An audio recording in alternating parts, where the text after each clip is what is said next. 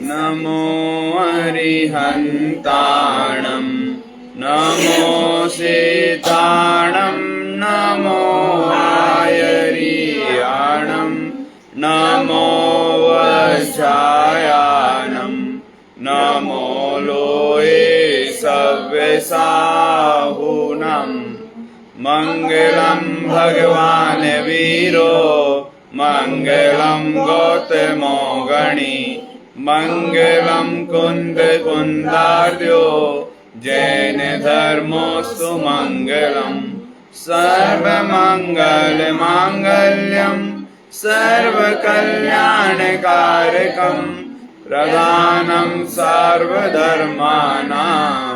जैनं जयतु शासनं जैनं जयतु शासनं जैनं जयतु शासनम्।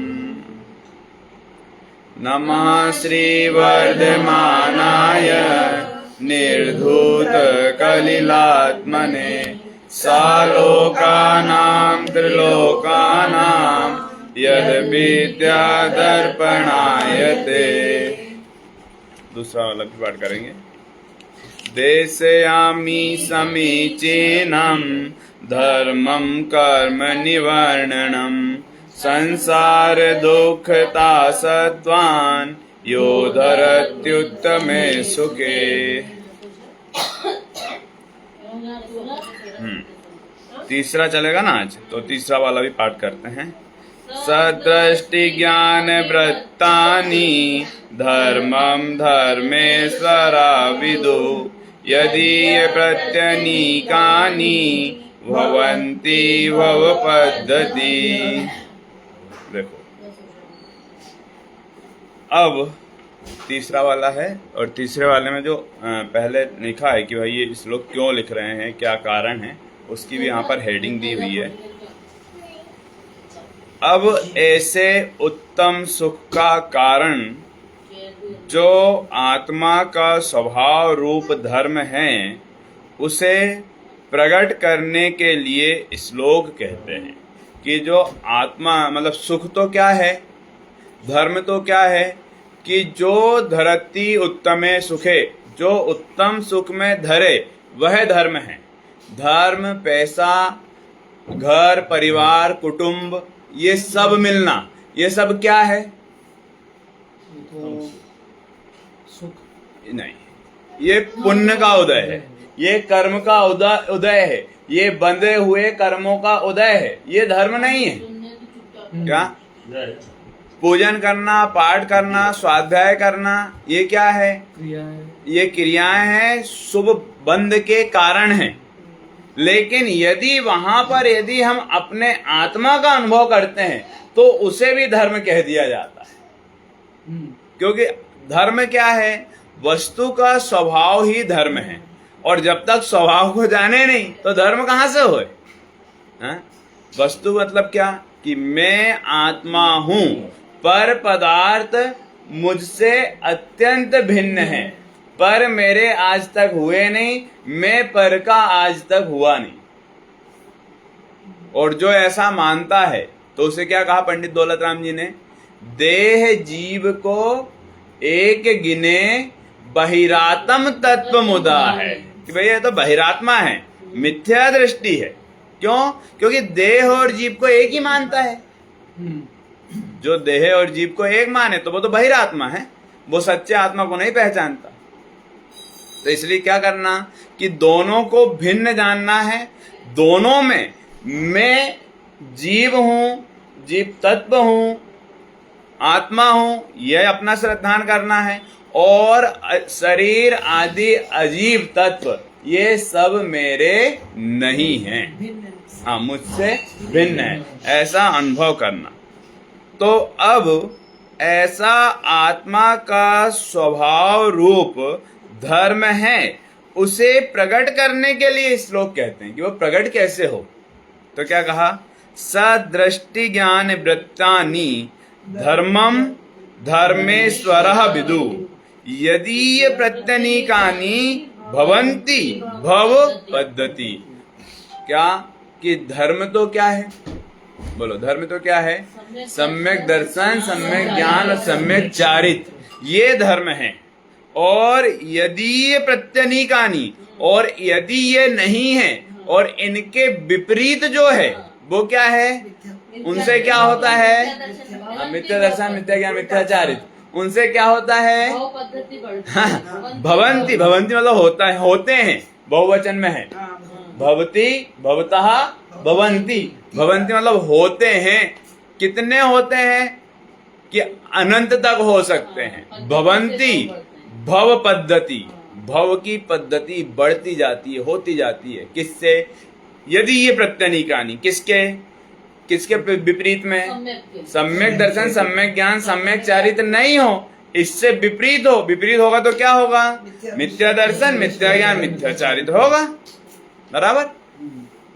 इसी प्रकार हमें यहाँ पर यह समझना चाहिए कि जो श्रद्धा, ज्ञान और आचरण, ये गुण तो मुझ में ही है, लेकिन मैंने अपनी मिथ्या कल्पना के कारण, पर पदार्थों में इष्ट अनिष्ट मानने के कारण, पर में अपनापन करने के कारण, अपने ही श्रद्धा, ज्ञान, आचरण को विपरीत रूप परिणमन कराया है, या विपरीत रूप परिणमन हो रहे हैं।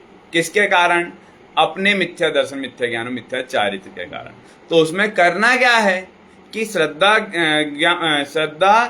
ज्ञान और आचरण, ये गुण तो है ही, मिथ्यात्व के कारण इस रूप परिणमन कर रहे थे। तो यदि मिथ्यात्व हट जाए, सम्यक की प्राप्ति हो जाए, तो वो ही गुण सम्यक दर्शन, सम्यक ज्ञान और सम्यक चारित्र परिणमन करेंगे। वो पंडित जी की बात तो बहुत सही बात है, वो देखा जाए तो बहुत बड़ी बात है जो आपने बताया था ना कल के, पंडित जी ने बताया कि सिर्फ अगर मैं आत्मा की ही बात को सुधार लूंगा तो बाकी चीज तो अपने आप हो जाएगी। बराबर, कि यदि अपन अपने कौन सा पंडित जी ने बताया था ना, आपने तो बताया था, क्या लिया था, आपने आत्मा वो कौन से पंडित जी का नाम लेके आपने बताया था, अश्विन, ये सब पंडित जी का, रविंद्र जी, हाँ, क्यों पंडित जी ये कहते हैं कि अपन सिर्फ आत्मा का ही, अपन ने आत्मा का सोच के वो सब काम हो गया अपना। तो दूसरे पंडित जी, निहाल भाई सोगानी, निहाल भाई सोगानी, वो सठ आवश्यक के बारे में, बहुत बढ़िया बात बोली थी आपसे। सठ आवश्यक के बारे में कल चर्चा चली कि क्या, कि देव पूजा, गुरु उपासना, स्वाध्याय, संयम, तप, दान, ये सब तो हैं, ये तो आवश्यक हैं, करने योग्य ही हैं। लेकिन निहाल भाई सोगानी ने क्या कहा कि आवश्यक 6 नहीं, आवश्यक 1 है। और कौन सा, कि मैं आत्मा हूं ऐसा श्रद्धान करना, ये आवश्यक है। अब जो मैं आत्मा हूं ऐसा श्रद्धान करेगा तो वो देव पूजा, गुरु उपासना, स्वाध्याय, संयम, तप, दान, उसके ये अपने आप होते हैं, ये कहना चाह रहे हैं। क्या, हाँ, वास्तविक में बहुत बड़ी बात बोली वो इतना पढ़कर, मतलब ये बात उन्होंने आत्मधर्म में पढ़ा। आत्मधर्म जो पहले पत्रिका निकलती थी, उसमें गुरुदेव श्री के प्रवचन इत्यादि छपते थे। तो उसमें गुरुदेव श्री समझ के ना, कांजी स्वामी जी, गुरुदेव श्री के जो प्रवचन छपते थे, तो उसमें उन्होंने ये बात पढ़ी। जब उन्होंने ये बात पढ़ी कि आवश्यक 6 नहीं, आवश्यक तो 1 है, कि मैं आत्मा हूं ऐसा अनुभव कर, ये आवश्यक है। तो ये बात जब उन्होंने पढ़ी तो वो एकदम से क्या बोलेंगे, जो उनकी क्लिक कर गई, क्यों, दिल में उतर गई, हाँ, और वो फिर उनको मतलब बहुत इच्छा हुई कि मैं ऐसे गुरुदेव श्री से मिलूं कि जो इस बात को कहते हैं। और वास्तविक में जब उन्होंने इस बात का चिंतन, मनन, अनुभव किया, तो उन्होंने अपने बच्चों से कह दिया, घर परिवार में कह दिया, वो जहां पर रहते थे निहाल भाई सोगानी, बोले मैं यहाँ रह रहा हूं ना, तो मुझसे किसी भी प्रकार की आशा मत रखना, और मतलब इतना तक मान लेना कि मैं तो तुम सबके लिए मर गया हूं। लो, क्यों, क्योंकि मुझे इन सब चीजों से कोई फर्क नहीं पड़ता कि क्या बन रहा है, क्या बिगड़ रहा है, क्या हो रहा है। बस मुझे तो क्या करना है, आत्महित करना है। क्यों, क्योंकि और देखो, लेकिन घर परिवार में सब रहते हैं, आना जाना ये वो सब चलता है। बहुत मनाकर और सब कुछ कर कर उनके घर परिवार वाले उनको सिनेमा देखने के लिए भी लेकर चले गए। अब वो वहां चले तो गए, तो वहां पर भी वो क्या किए, अपने ऐसी आलती पालती मारकर बैठे और ये सब लोग तो सिनेमा देख रहे हैं और वो अपने अंदर में आत्मानुभव कर रहे हैं। क्यों? क्योंकि उन्हें एक ही लगन आता ना भजन, जब निज आत्म अनुभव आवे और कछु न सुहावे। क्यों? क्योंकि मुझ आत्मा के अनुभव के से बढ़कर बाकी जितने भी कार्य हैं वो सब उसके सामने फीके हैं, कोई कार्य का नहीं। दीवार की तरह मुंह करके बैठते दिन भर ध्यान लगाते थे। कौन? निहाल भाई सोगा, शायद ये कल तो उन्होंने कलकत्ता। दर्शन हो गया, कहाँ के थे? कलकत्ता सम्यक दर्शन हो गया था। देखो एकदम से तो अपन पूरा नहीं जान सकते कि सम्यक दर्शन हुआ क्या नहीं, लेकिन बाह्य निमित्त को देखकर कि भाई जो अन्याय अनीति अवक्ष का त्यागी हो, आत्मानुभव की चर्चा सुनता हो, समझता हो, कहता हो, रुचि पूर्वक आत्मा की बातें सुनता हो, तो उसे तो आचार्य गुणवत आचार्य ने सम्यक वो कहा है कि निश्चय निश्चित ही भवेद भव्यो भावी निर्वाण भाजनम की, ये तो जरूर मोक्ष का पात्र है हाँ, ना? अभी तो आगे कभी भी- हाँ, कभी ना कभी तो मोक्ष। मोहम्मद तभी आता है ना, वही महाराज बने नहीं। रस तभी आता है ना जब हम उसको अनुभव करते हैं। वास्तविक में देखो, एक व्यापारी को हर समय क्या सूझता है कि भाई मेरा व्यापार कैसे आगे बढ़े और कैसे मैं इससे धन की प्राप्ति करूं, है ना? तो उसके दिमाग में दिन भर ये चलता रहता है, खाते पीते उठते बैठते सब टाइम। क्यों? क्योंकि उसे उससे पैसा कमाना है।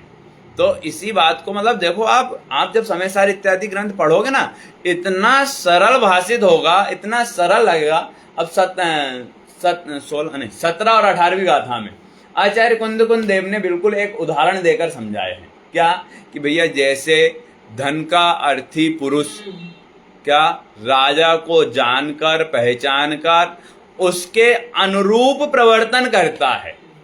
क्यों?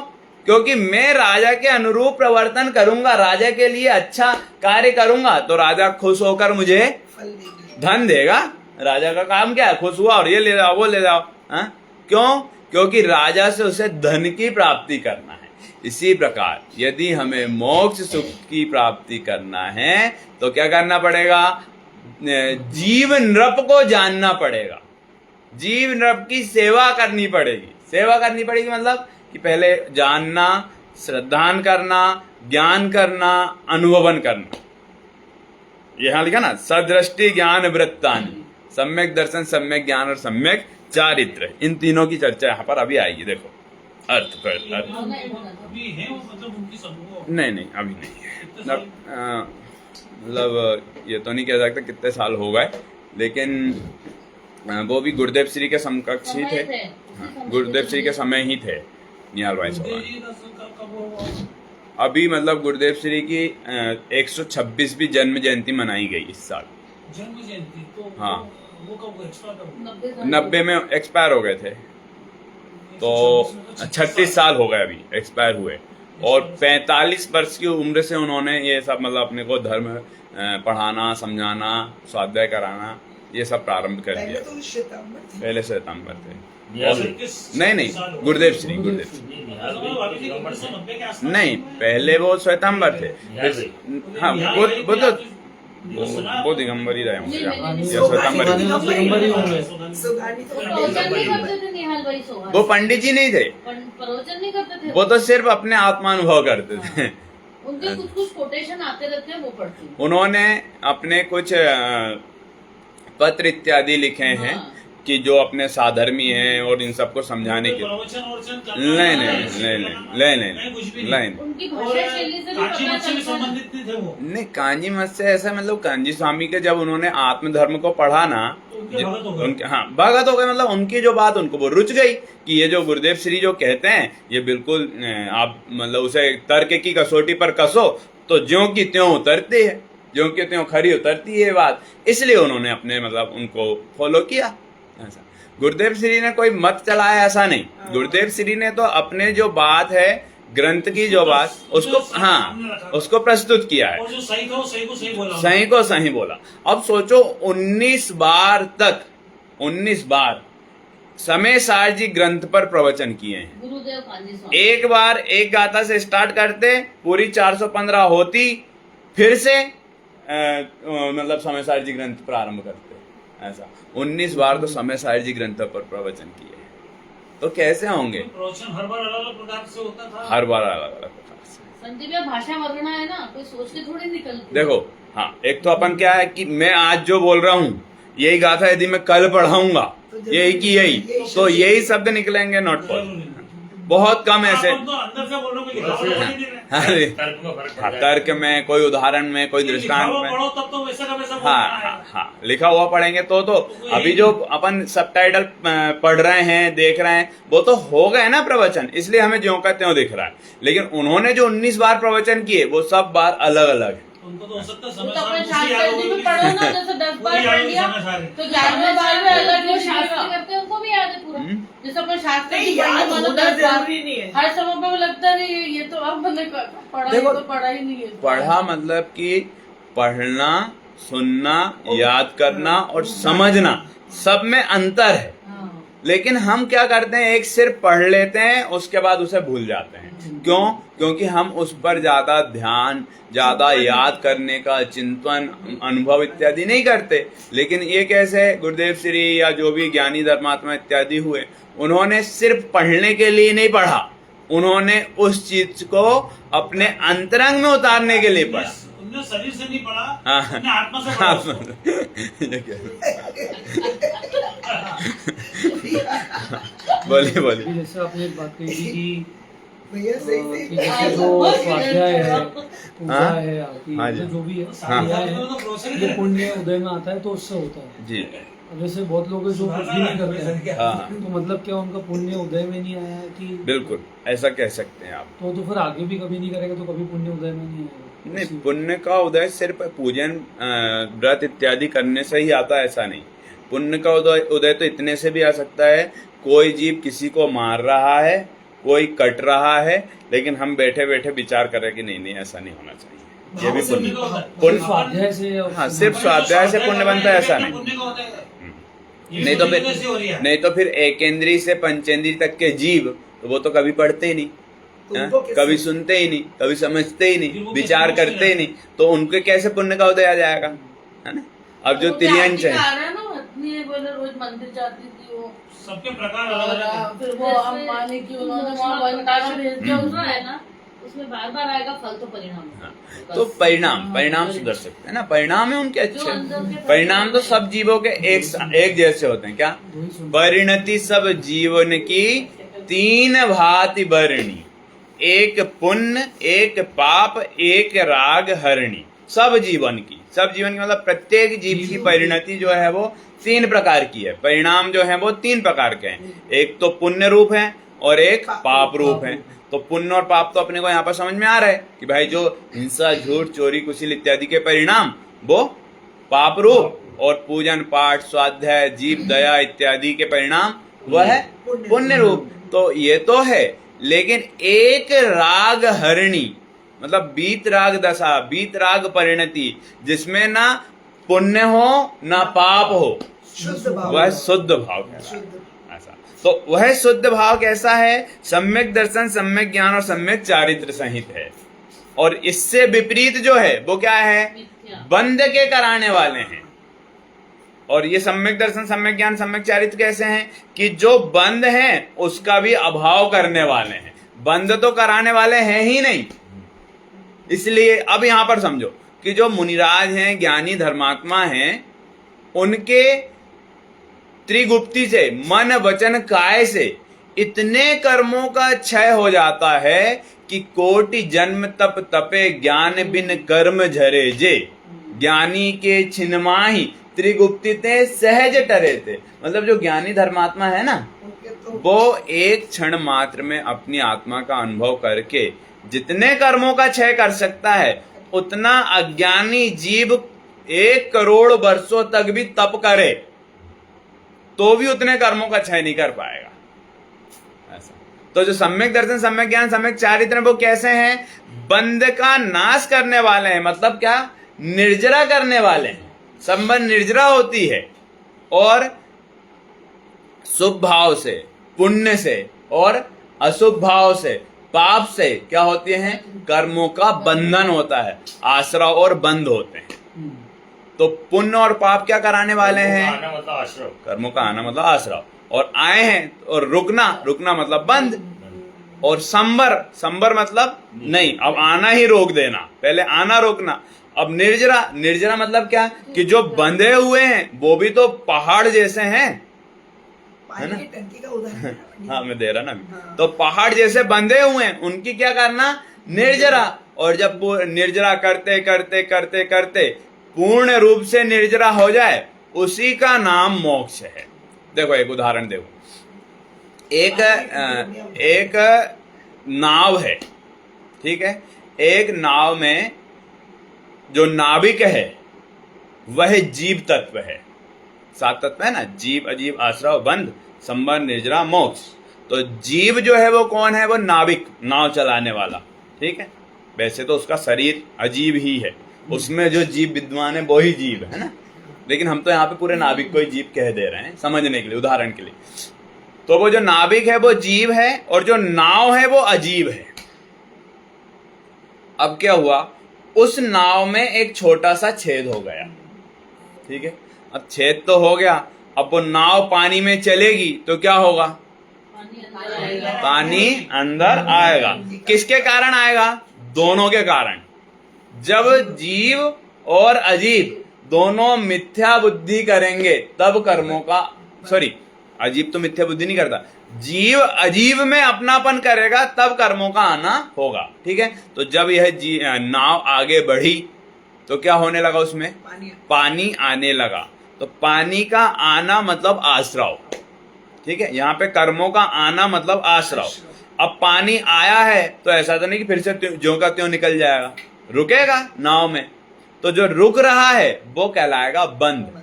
इसी प्रकार जीव अपने परिणामों को कर कर अजीब आदि में अपनापन करके क्या करता है? कर्मों का आश्रव करता है। जो आश्रव हुआ है उसका बंध भी होता है। और ये कब से हो रहा है मयंक भैया? ये अनादिकाल से हो रहा है। क्यों? क्योंकि मैं जीव और मैंने क्या किया? शरीर आदि अजीब तत्वों में अपनापन किया है। देह जीव, हाँ, देह जीव को एक गिने, देह और जीव को एक माना है। सब यहाँ बैठे हैं। हाँ, तो इसके कारण क्या हुआ? बोलो क्या हुआ? कर्मों का आश्रव हुआ, और जब आश्रव हुआ तो बंध भी हुआ। आश्रव बंध, आश्रव बंध, आश्रव बंध अनादिकाल से चल रहा है। जो बंद हुआ उसी का उदय आ रहा है ना, तो ये तो अनादिकाल से चल रहा है। लेकिन अब सदृष्टि ज्ञान वृत्तानि, सम्यक दर्शन, सम्यक ज्ञान, सम्यक चारित्र से, और सम्यक दर्शन की प्राप्ति मतलब देव शास्त्र गुरु का सच्चा श्रद्धान, 7 तत्वों का श्रद्धान, आपा पर श्रद्धान, आत्मा और पर का दोनों का श्रद्धान, आत्मा का आत्मा अपने रूप, पर का पर रूप, और आत्म श्रद्धान की मैं आत्मा हूं ऐसा जब श्रद्धान हुआ, सम्यक दर्शन हुआ, तो सम्यक साथे ज्ञान होए कि सम्यक दर्शन के साथ सम्यक ज्ञान भी होता है। और जो स्वरूपाचरण चारित्र होता है तो सम्यक दर्शन, सम्यक ज्ञान और सम्यक चारित्र तीनों एक साथ होते हैं। तो जब सम्यक दर्शन, सम्यक ज्ञान और सम्यक चारित्र हुए तो क्या हुआ? अब जो कर्म आ रहे थे ना उनका आश्रव रुका। आश्रव टोटल बंद हो गया ऐसा नहीं, धीरे धीरे हुआ। जैसे अपन वो बॉल घुमाते ना तो एकदम से बंद हो जाएगा ऐसा नहीं, जैसे जैसे आप घुमाते जाओगे वैसे वैसे बॉल बंद होती जाएगी, है ना? तो वैसे वैसे पानी आना रुकता जाता है ना? तो इसी प्रकार क्या हुआ? यहाँ पे संबर और निर्जरा जब हुई, कब हुए? कि जब सम्यक दर्शन, सम्यक ज्ञान और सम्यक चारित्र को प्राप्ति हुई तो संबर और निर्जरा होती है। अब जो निर्जरा होती है वो कैसी निर्जरा होती है? कि करोड़ों वर्षों के बंधे हुए कर्मों की भी निर्जरा हो जाती है।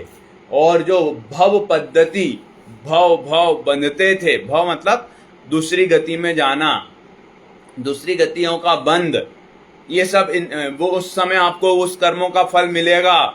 ये जो बंध है वह बंध बहुत कम हो जाता है।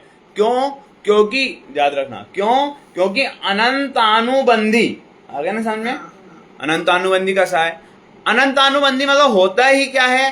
अनंत का अनुबंध कराने वाली कसाय, अनंत भवों में उदय में आने वाली कसाय, कर्म को बांधने वाली कसाय। तो उसका बंध अभाव हो गया तो क्या हो गया? अनंत कर्मों का बंधना रुक गया, संबर हो गया। और क्या हो रहा है साथ में? जो बंधे हुए हैं ना उनकी भी निर्जरा हो रही है। दोनों काम चल रहा है। एक तो बंधना रुक गया तो क्या कहलाएगा? कर्मों का बंधना रुकना संबर। और जो कर्मों की निर्जरा होना, खिरना, वो क्या? कर्मों का अभाव होना, वो क्या कहलाएगा? निर्जरा। तो धीरे धीरे ना तो बंद हुए, हाँ, रुक गए, और फिर वो जो बंधे हुए वो भी नष्ट हो रहे हैं, निर्जरित हो रहे हैं। ठीक है। जब निर्जरा होते होते होते पूर्ण कर्मों की निर्जरा हो जाती है तो फिर वह जीव मोक्ष की प्राप्ति कर लेता है। मोक्ष मतलब क्या?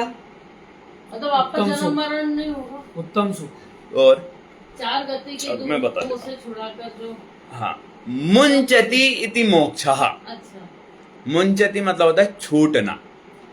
वो तो हमें दिख रही है कि ऐसी सिद्ध आत्मा कहाँ रहेगी कि ना वो मनुष्य गति में, ना तिर्यंच गति में, ना नरक गति में, ना देव गति में, तो कहाँ रहेगी?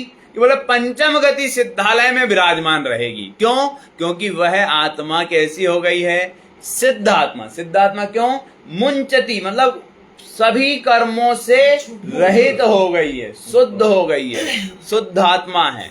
इसलिए वह शुद्ध आत्मा सिद्धालय में विराजमान होती है। बाकी तो हुआ क्या है कि पूर्ण कर्मों का निर्जरा हो गई, उसका नाम मोक्ष है। और मोक्ष क्या है? मुंचति इति मोक्ष, सभी कर्मों से छूट जाना। इसलिए हमें उपाय किसका करना है? कर्म बांधने का उपाय करना है, निर्जरा। क्या निर्जरा का उपाय करना है? निर्जरा का करना है ना।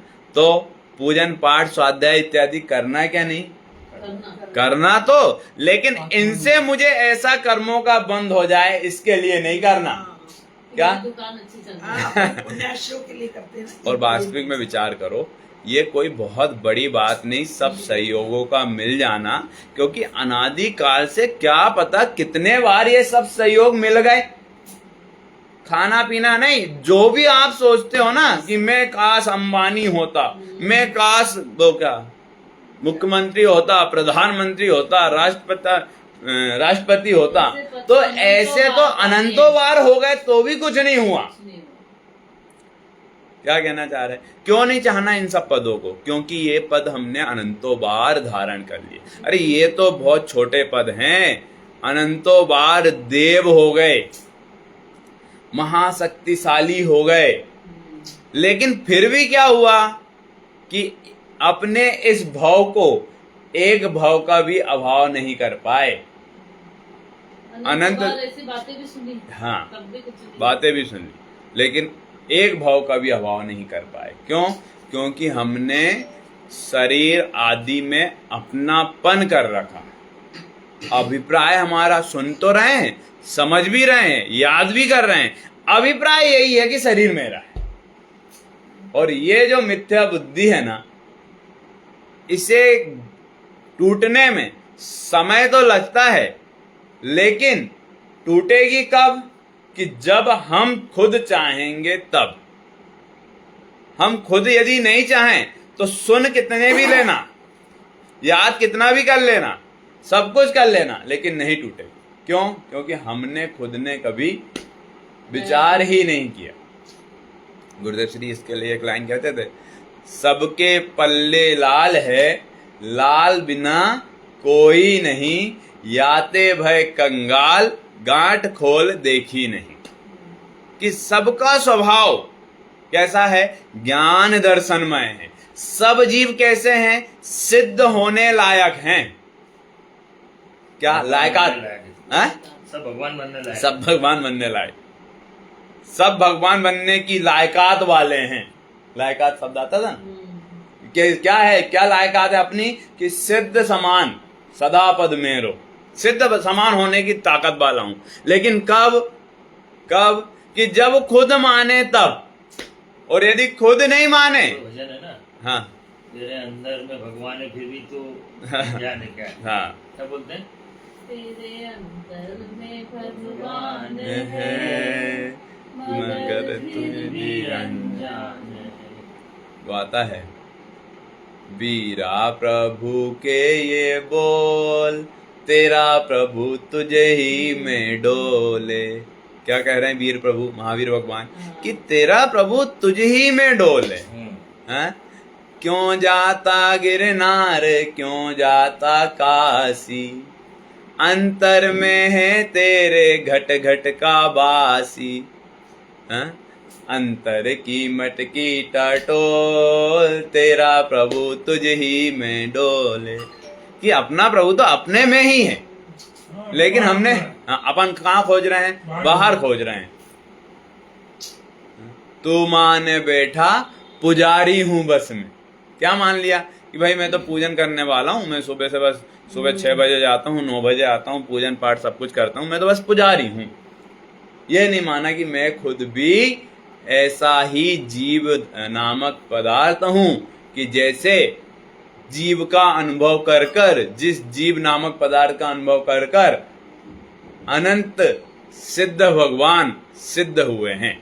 मतलब जो सिद्ध हुए वो कैसे हुए, अपने ही जीव का अनुभव कर कर वो सिद्ध हुए हैं। भेद विज्ञान कर कर, भेद विज्ञान मतलब क्या, दोनों का, भिन्न जान। हाँ, आत्मा और शरीर को भिन्न जानना, ये कैसा, ये क्या है, विज्ञान है। बोलो विज्ञान वो नहीं है, कौन सा, वीतराग विज्ञान नहीं जो आप विज्ञान पढ़ते हो ना, साइंस वाला, वो विज्ञान नहीं है। क्यों, क्योंकि उसमें कोई बहुत बड़ी बात नहीं है कि इससे ये मिला है तो ये हो गया, ये मिला है तो वो हो गया। ये ठीक है, ये तो पुद्गल का परिणमन है। बनाई हुई चीजें हैं वो। हाँ, ये सब तो बनाई हुई चीजें हैं, ये सब तो मनुष्यों ने बनाया है ना। लेकिन ये जो परिणमन हुआ, ये तो पुद्गल का परिणमन है। और मैं कैसा हूं, इस पुद्गल को भी जानने वाला हूं। एक उदाहरण देते थे आदरणीय छोटे दादा। वो हीरा कहाँ पे रखा हुआ है, लंदन में मेरी, हाँ? कहाँ कहाँ, लंदन में और कोई तो कहीं तो रखा है, देख लेना। तो मुझे याद नहीं रहता यार। ठीक है, तो वो लंदन में वो हीरा रखा हुआ है। तो अब बताओ, वो हीरा महत्वपूर्ण है या उस हीरे को मेरी आंखों ने देखा तो मेरी आंख महत्वपूर्ण है या वो हीरा महत्वपूर्ण है? तो क्या आंसर आएगा, भैया मेरे लिए तो मेरी आंख महत्वपूर्ण है। अब आंख से भी और अंदर जाओ तो उस हीरे को जानने देखने वाला मेरा आत्मा महत्वपूर्ण है या आंख महत्वपूर्ण है? तो क्या आंसर आएगा कि मेरा आत्मा महत्वपूर्ण है। तो प्रभावशाली महिमावंत वो हीरा है या मेरा आत्मा है? यदि मैं उसे हीरा ना मानूं, हीरा ना जानूं, तो उसका क्या मूल्य है मेरे सामने? चलो ठीक है, किसी गाय बैल इत्यादि के सामने वो हीरा पड़ा रहे तो क्या काम का? उसे तो हमने महत्वपूर्ण बनाया ना, उसके लिए वो पत्थर के समान है। और वास्तविक में वो क्या है महेंद्र भैया, जितने जो हीरे जवाहरात, अभी वो जो सोना निकला, कहाँ मध्य प्रदेश में है कहीं, सतना तना सिरोह कहाँ पर, जहाँ भी, तो वो क्या है वास्तविक में पता है? वो एक मृत कलेवर है। मृत कलेवर समझ में आता है?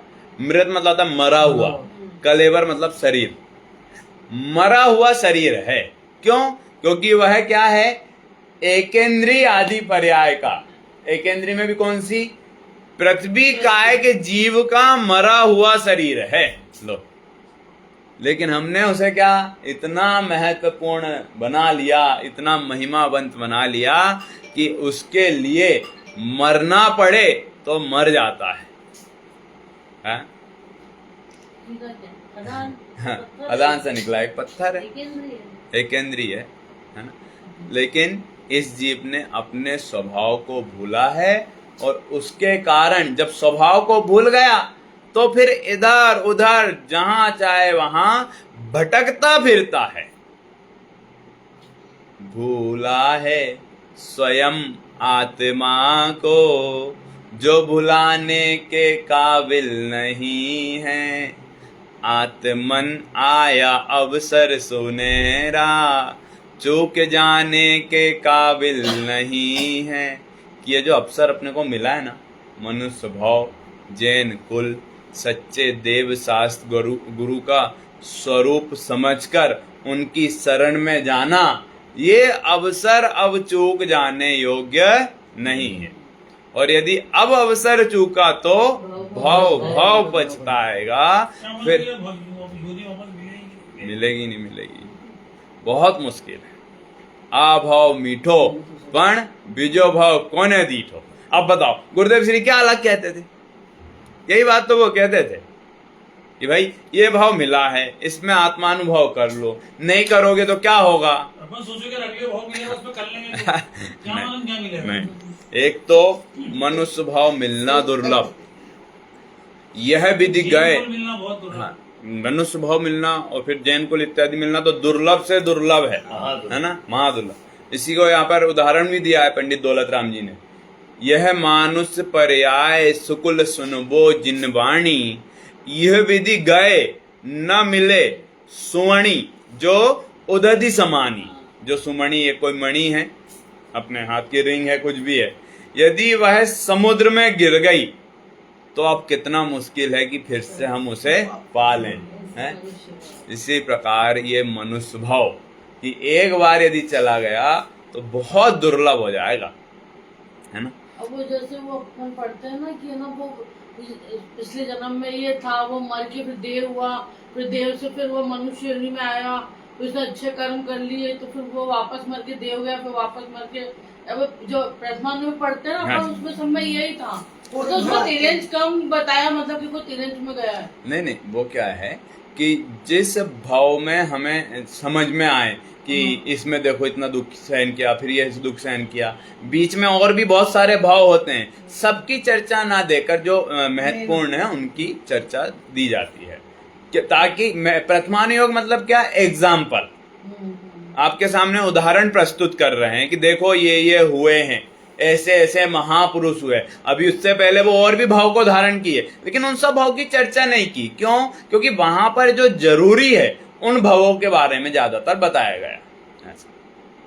चलो, धर्म के ईश्वर, अब देखो धर्मम धर्मेश्वरः विदु, ऐसा लिखा था ना, तो धर्म के ईश्वर भगवान, तीर्थंकर, परम देव, सम्यक दर्शन, सम्यक ज्ञान, सम्यक चारित्र, इन तीनों को धर्म कहते हैं, या इन तीनों की एकता को धर्म कहते हैं। दोनों कह लो, तीनों को भी कह लिया तो भी दिक्कत नहीं, और तीनों की एकता को कहा तो भी दिक्कत नहीं। क्यों? क्योंकि कहीं यदि सम्यक दर्शन की चर्चा चल रही है, कहीं सम्यक ज्ञान की चर्चा चल रही है, कहीं सम्यक चारित्र की चर्चा चल रही है, एक की चर्चा चल रही है, दोनों भी अपने आप वहां पर साथ है। ये भी समझना क्या कि जैसे कोई व्यक्ति है, तो यदि उसे वहां पर चाचा कहा जा रहा है तो वो अपने आप किसी ना किसी का भांजा भी है, किसी का मामा भी है, किसी का पापा भी है, और सब कुछ है। तो ये सब नहीं है, ऐसा नहीं है, लेकिन महत्वपूर्ण किसको किया जा रहा है। इसी प्रकार आत्मा में अनंत गुण है, लेकिन किस गुण को आगे रखकर, मतलब मुख्य कर कर, और कौन कौन अनंत गुणों को गौण कर कर वहां पर चर्चा चलती है। क्यों? क्योंकि व्यवहार से इस जीव को समझाना है, व्यवहार के द्वारा। क्यों? क्योंकि अनादि काल से जो अभ्यास है पर को अपने मानने का, उसमें यह जीव आत्मा के अनंत गुणों को एक साथ जल्दी जल्दी समझ ले, ऐसा पॉसिबल नहीं है। तो समझाने के लिए अलग अलग गुणों की चर्चा की जाती है। कभी सम्यक ज्ञान की चर्चा करेंगे, कभी सम्यक चारित्र की चर्चा करेंगे, कभी सम्यक दर्शन की चर्चा करेंगे। तो चर्चा भले ही किसी एक पॉइंट को लेकर की जा रही है, लेकिन वहां पर दोनों पॉइंट भी और समझना, मतलब सम्यक दर्शन, सम्यक ज्ञान, सम्यक चारित्र तीनों एक साथ ही होते हैं। और इन तीनों से प्रतिकूल, प्रतिकूल मतलब उल्टे, विपरीत, मिथ्या। हाँ, जो मिथ्या दर्शन, मिथ्या ज्ञान, मिथ्या चारित्र है, वे संसार परिभ्रमण की परिपाटी होते हैं।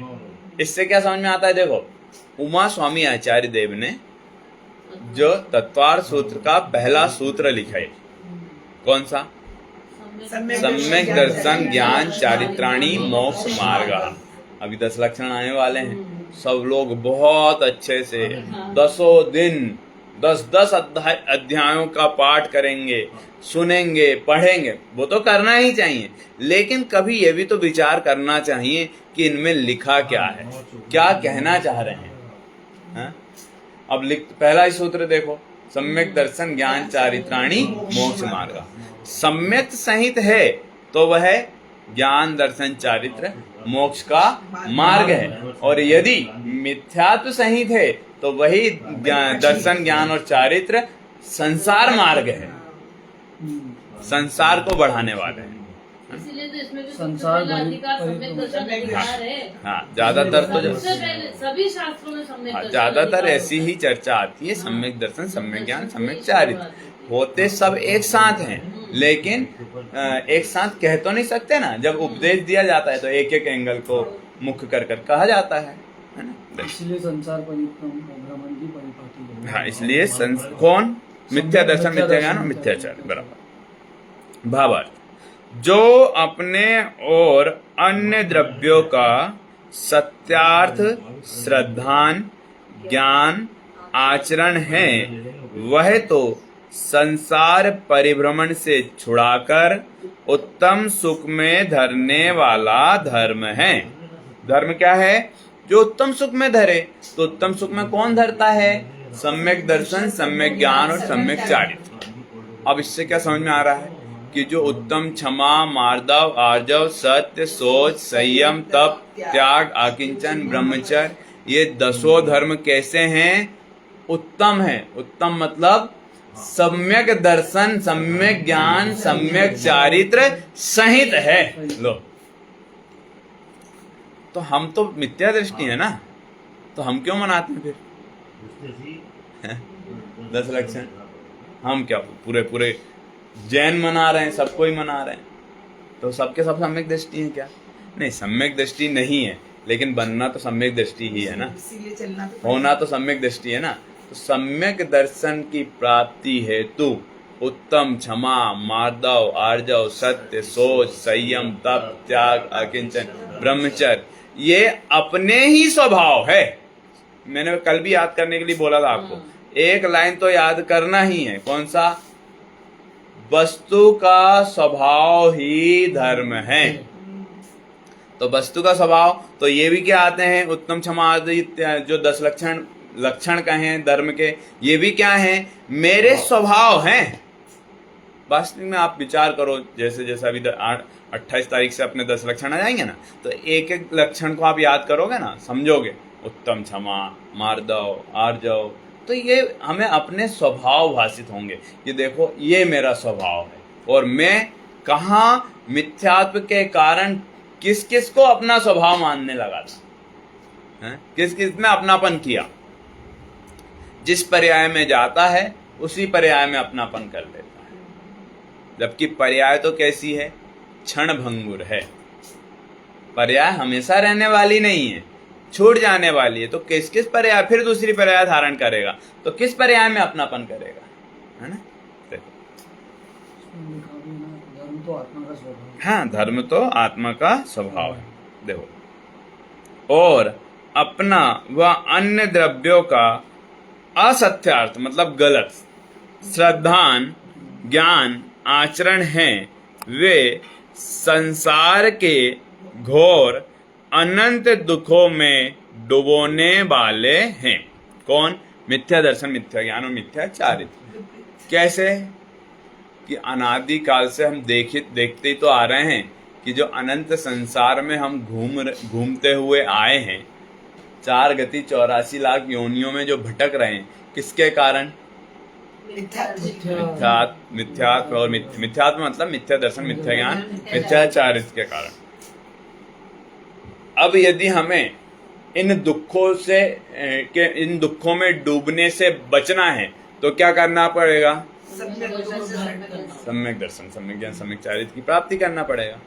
सिमंदर भगवान की पूजन है ना, उसमें आता है भव समुद्र सीमित कियो सीमंदर भगवान। क्या किया? भव समुद्र सीमित किया है। क्यों? क्योंकि अब तो कोई भव ही नहीं है, जो हो गया वो तो चल ही रहा है। लेकिन अब क्या होगा? सारे के सारे जितने भी भव होने वाले थे उन सबको तप करके, आत्मानुभव करके, सम्यक दर्शन, सम्यक ज्ञान, सम्यक चारित्र के सहित होकर सभी भवों का नाश कर दिया है। आ रहा समझ में?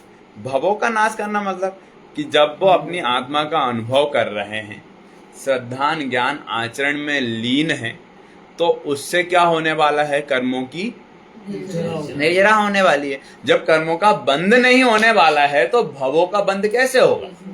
है ना?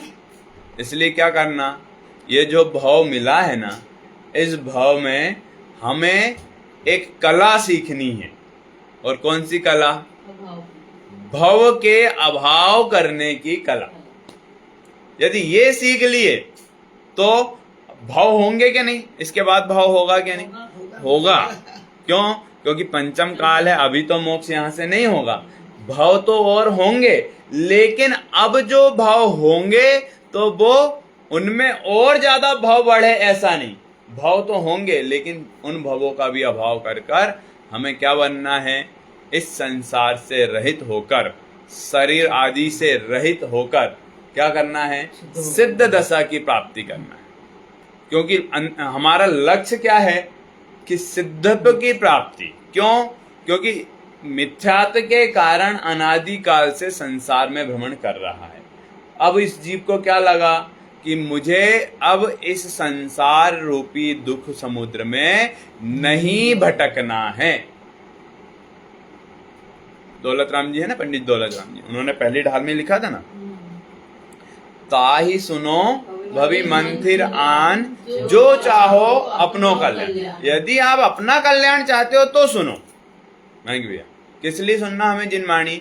इसलिए नहीं कि हमें थोड़ा सा ज्ञान हो जाए, हम लोगों को बताने लगे देखो 7 तत्व होते हैं, 6 द्रव्य होते हैं, इसकी ये परिभाषा है, इसकी ये परिभाषा। ये तो बहुत बड़ी बात नहीं है, लेकिन वास्तविक में जिनवाणी तो इसलिए सुनना कि हमें भी जो जिनेंद्र भगवान के मत पर चलकर, जिस पंथ चले भगवंत वही आचरिए, उसी पंथ पर चलकर हमें भी भगवान बनना है। पर ऐसा लगता है जैसे एक भव और बाकी जैसा लगता है कौन सी माता के गर्भ में पैदा होंगे। देखो, वो सब विचार करने से अच्छा ये विचार करो कि मैं आत्मा हूँ, भले ही कोई भी स्थिति परिस्थिति बने, मुझे अपने आत्म स्वभाव को नहीं छोड़ना है। बस इतनी भावना होनी चाहिए। क्या? डोरा सहित सुई नहीं खोती, गिरे चाहे बन भवन। बराबर है ना भाई साहब? कि डोरा सहित सुई है, अब वो तो अपने पास डोरा तो है ही, अब सुई गिर जाए, कहाँ गिर गई? घर में गिरे, वन में गिरे, कहीं पे गिरे, वो है खोएगी नहीं। क्यों? क्योंकि डोरा अपने पास है, जैसे खींचे तो अपने पास आ जाएगा। निहाल भाई शौकानी की अभी चर्चा चल रही थी ना, उन्होंने, उनका ही वाक्य है या बहनश्री बहन का मतलब बोल है, दोनों में से होंगे। तो क्या कि आत्मानुभव कैसे करें, कैसे अपने आत्माओं में लीन रहें, लीन रहने का पुरुषार्थ करते हैं, फिर छूट जाता है। ये उनके अकेले प्रश्न नहीं थे, मतलब उनसे अकेले से प्रश्न नहीं किए, सबके ही प्रश्न थे। क्या हम सबके भी यही प्रश्न है कि आत्मानुभव कैसे करें? तो उन्होंने एक उदाहरण वहां पर दिया। एक गाय का बछड़ा है, वह बहुत उछलता कूदता, ये करता वो करता है। तो अब क्या करें, कैसे रोकें, कैसे उसको अपने पास रखें? तो क्या, एक बड़ी सी रस्सी लो और एक रस्सी उसके गले में बांध दो और एक रस्सी का छोर खूंटे से बांध दो। और अब छोड़ दो। क्यों? क्योंकि अब वो कितना भी उछले कूदे, कहीं भी जाए, कुछ भी करे, लेकिन कहीं जा नहीं सकता। क्यों? क्योंकि उसकी डोर इस खूंट से बंधी है। इसी प्रकार अपनी जो एकत्व स्वभावी आत्मा है, मैं एक हूं, मैं शुद्ध हूं, मैं ज्ञान दर्शन मैं खरे, तो मैं आत्मा हूं, ऐसा जो अपनी रुचि है, अपना श्रद्धान है, अपना ज्ञान है, अपना आचरण है, हमें उसी में लगाना चाहिए। फिर भले ही जो भी कर्म का उदय आ रहा है तो आए, जो कर्म की अवस्थाएं बन रही हैं वो बनती रहे। जैसे कि मानतुंग आचार्य, भले ही अवस्थाएं ये बन गई कि 48 तालों में कैद है, और उसके बाद अवस्था ये बन गई कि 48 के 48 ताले टूट गए, लेकिन उससे उन्हें कुछ भी नहीं हुआ। ना बंधे थे तब कुछ हुआ, और ना छूट गए तब कुछ हुआ। क्यों? क्योंकि वो वहां पर अनुभव करते थे कि मैं तो कैसा हूं, मैं ज्ञान दर्शनमय हूं। मैं तो कैसा हूं कि मैं बीत रागी, ये राग द्वेष इत्यादि करने वाले नहीं थे। जैसे हैं महामुनिराज मानतुंग आचार्य, बीतरागी हैं, और कैसे होने वाले हैं? सिद्धात्मा होने वाले हैं। तो वो राग द्वेष कैसे कर सकते हैं? राग द्वेष में वो लीन हुए ही नहीं। ना उनको तोड़ने का राग था, ना उन्हें कैद होने का राग था। वो तो क्या करते थे? अपनी आत्मा का अनुभव करते थे। क्षण क्षण में अंतर्मुख हो, सिद्धों से बातें करते हैं। वो मोक्ष गए क्या कि अभी मतलब पंचम काल में पंचम काल में। उसको मोक्ष कहाँ से जाएंगे? लेकिन 2-3 हो गए। लेकिन ये हाँ, वो पक्का तो है, हाँ, हाँ, हाँ। कि मोक्ष जाएंगे। क्यों? क्योंकि जो इतना बीत याद रहा हो, इसका सरवार लेना में हो। सरवार जाएंगे। हाँ, भावलिंग पंचम काल के मानतुंगा जिन्होंने भक्तम पंडित जी पंचम काल से सर्वार्थ सिद्धि थोड़ा नहीं था। नहीं हाँ। नहीं ग्रेवे को गर्म नहीं, पंचम काल से मैं शायद वो कौन से 5वें स्वर्ग के ऊपर नहीं। तो स्वर्ग में होंगे या जहां भी हो, लेकिन इतना पक्का है कि वो कैसे हैं? डोरा सहित सुई नहीं खोती, गिरे चाहे वन भवन। जिन्होंने एक बार अपनी आत्मा का अनुभव कर लिया है कि वह अब खोएगा नहीं, भले ही कर्मों की अवस्थाएं बन रही है तो उस रूप वो हो रहे हैं, परिणमन कर रहे हैं, लेकिन अपनी आत्मा का अनुभव वो निरंतर करते हैं। हमारे एक पंडित जी हैं, कमलेश जी भाई साहब, जब वो हमें पढ़ाते थे तब वो एक उदाहरण देते थे। जिसने मकरध्वज का पान किया है उसे खारा पानी अच्छा नहीं लगता। मकरध्वज पान मतलब अमृत का पान किया है, समझो कि जिसने अमृत का पान किया, जिसने अमृत पिया हो, उसके सामने यदि आप खारा पानी लेके जाओगे तो वह उसे अच्छा नहीं लगता। इसी प्रकार जिसने आत्मा का अनुभव किया है ना, उसे विषय राग द्वेष इत्यादि अच्छे नहीं लगते। क्या? कि वो ये नहीं देखता कि ये कर रहा है, वो ये कर रहा है। अरे तुम्हें जो करना है वो करो। जब भी उपदेश देते हैं तो कैसे? हित मित प्रिय वचन का उपदेश देते हैं। और किस लिए देते हैं? कि जिस आत्मा का अनुभव हमने किया है वही आत्मा का अनुभव आप भी करो और आप सब भी भगवान बनो, इसलिए उपदेश देते हैं। वात्सल्य में होता है ना, सम्यक दृष्टि। हाँ, सम्यक दृष्टि कहो, महामुनिराज कहो, कि कैसे हैं उनके परिणाम? कि उनके परिणाम ये नहीं है कि मैं उपदेश दूंगा तो ये ख्याति होगी, लाभ होगी, पूजा होगी, हैं? पर नहीं उपयोग करे इनका, बोलो, निज ख्याति लाभ पूजा हेतु। कि मेरी ख्याति हो, मुझे ये लाभ हो, मेरी पूजा हो, इसके लिए उपयोग नहीं करते। कि भाई जो मुनिराज इत्यादि को रिद्धियां प्रकट होती ना, वो इसके लिए उपयोग नहीं करते। आचार्य कुंद कुंद समंत बदलता जीवन परिचय कहाँ मिलता है? शास्त्र लिखे तो पहले अपना हाँ। जीवन परिचय लिखते ना, कहाँ लिखा? मिलता ही नहीं। मिलता ही जो नहीं।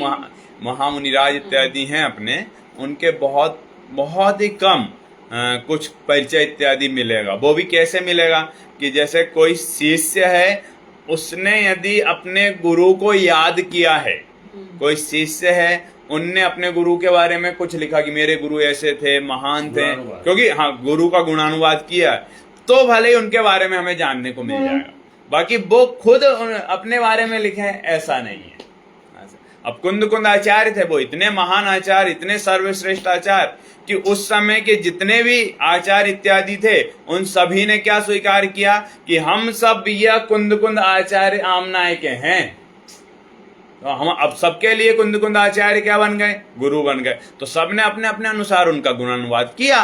तो उस अनुसार से अपन वो लगा लेते हैं, अनुमान लगा लेते हैं, तर्क लगा लेते हैं कि ऐसा होगा, इस समय के होंगे ऐसा। नगर के रहने वाले हाँ, होंगे। क्योंकि किसी ने उनके बारे में वर्णन किया तो उससे ये पता चलता है ना?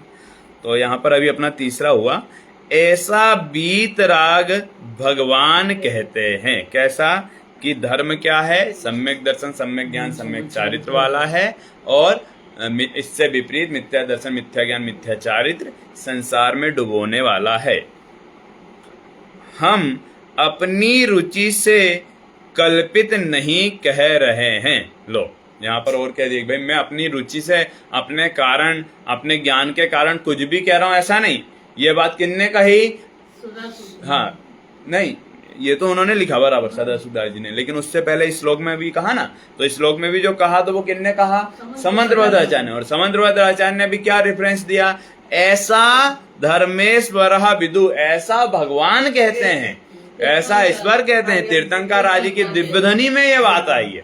देखो ये प्रूव कर रहे हैं कि भाई मैं अपने घर से अपनी बात कह रहा हूं, ऐसा नहीं। यही बात कुंद कुंद आचार्य देव ने भी कहा कि मैं समय सार को कहूंगा, बंदित्व सब सिद्धे, ध्रुव मचल मनोपम गदिम पत्ते, बोछामी समय पहोड़। मैं समय सार को कहूंगा।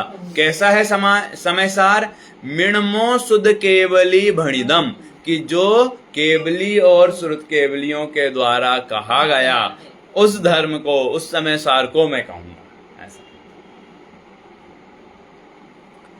अब प्रश्न ही सम्यक दर्शन का लक्षण कहने के लिए, प्रथम ही सम्यक दर्शन का लक्षण कहने के लिए श्लोक कहते हैं। अब यहाँ पर सम्यक दर्शन इत्यादि का लक्षण कहा जाएगा, है ना। तो अपन कल ही इसको हाँ, यदि अपने पास टाइम हो तो अपने पीछे का वो छूट गया था ना, शायद वो उसका ये शायद छूट गया था ना, टाइम प्रभावना। यदि टाइम हो तो बच्चा नहीं तो टाइम तो 10:01 हो गया। अच्छा। अब आप समझो। ठीक है। कल कर लेना उसको। चलो। 3 का था अभी। अच्छा शास्त्र बस की महिमा थोड़ा सा बच गया।